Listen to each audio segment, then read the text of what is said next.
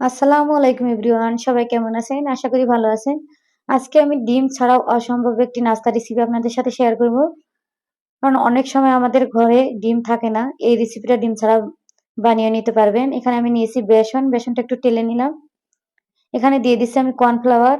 আপনাদের কাছে কর্নফ্লাওয়ার না থাকলে আপনারা চালের গুঁড়ো এড করে নিবেন। দিয়ে দিলাম সাদা তিল, অল্প পরিমাণে লবণ, গোলমরিচের গুঁড়া, দিয়ে দিচ্ছি এখানে চিলি ফ্লেক্স, দিয়ে দিচ্ছি কিছু কুচানো কাঁচামরিচ, পেঁয়াজ। পেঁয়াজটা আমি এখানে কিউব করে কেটে নিয়েছি। একটু টেস্টটা ব্যালেন্স ঠিক রাখার জন্য দিয়ে দিলাম অল্প পরিমাণে চিনি। এখন শুকনো উপকরণগুলো আমি ভালোভাবে মিশিয়ে নিচ্ছি। আর এখানে অল্প অল্প করে পানি অ্যাড করে আমি ব্যাটারটা বানিয়ে নিব। খুব সহজে নাস্তাটা যে কেউ বানিয়ে নিতে পারবেন, কারণ অনেক সময় আমাদের ঘরে কিন্তু ডিম থাকে না। ডিম ছাড়াই এই নাস্তাটা খেতে কিন্তু একদম ভালো লাগবে। আপনারা একবার হলে ট্রাই করে দেখবেন। আর এখানে আমি একটু সামান্য পরিমাণে অরেঞ্জ কালার ফুড মিশিয়ে নিলাম, যাতে কালারটা একদম ভালো লাগবে। আপনাদের হাতের কাছে না থাকলে এটা না দিলেও চলবে। আর এখানে আমি নিয়েছি পাউরুটি স্লাইস কিছু। এখন আমি ৩ কোনা শেপ দিয়ে এটা কেটে নিচ্ছি।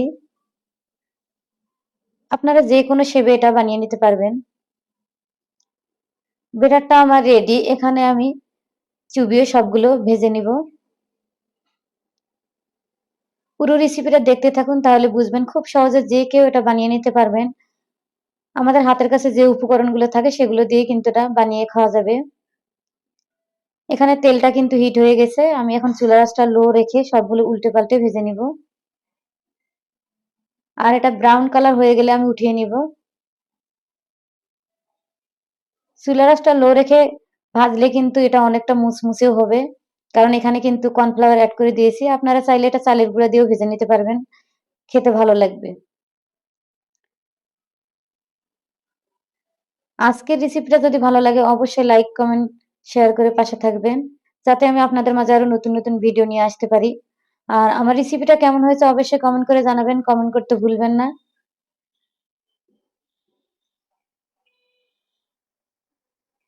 কারণ অনেক সময় আমাদের ঘরে কিন্তু ডিম থাকে না। আর বাচ্চাদের স্কুলের টিফিনেও এই নাস্তাটা দিতে পারবেন। আমি খুব সহজে আমার রেসিপিগুলো দেখানোর চেষ্টা করি, যাতে যে কেউ এটা বানিয়ে নিতে পারে। আমি আবারও এক ব্যাচ ভেজে নিলাম। সবগুলো ভাজা হয়ে গেছে। এখন এটা আমি উঠিয়ে পরিবেশন করে দেখিয়ে দিব যে কতটা সুন্দর হয়েছে। আপনি কোথা থেকে আমার ভিডিওটি দেখছেন তা মন্তব্য করুন, যাতে আপনাকে আমি ধন্যবাদ দিতে পারি। ডিম ছাড়াও কিন্তু একটা লোভনীয় নাস্তা রেসিপি বানিয়ে দেখিয়ে দিলাম আপনাদের। দেখুন কতটা লোভনীয় লাগতেছে না? এটা কিন্তু খেতেও দারুণ। একবার হলে বাসায় বানিয়ে ট্রাই করে দেখবেন আর আমাকে কমেন্ট করে জানাবেন। আমি একটা ভেঙে দেখিয়ে দিচ্ছি যে এটা কতটা সুন্দর হয়েছে।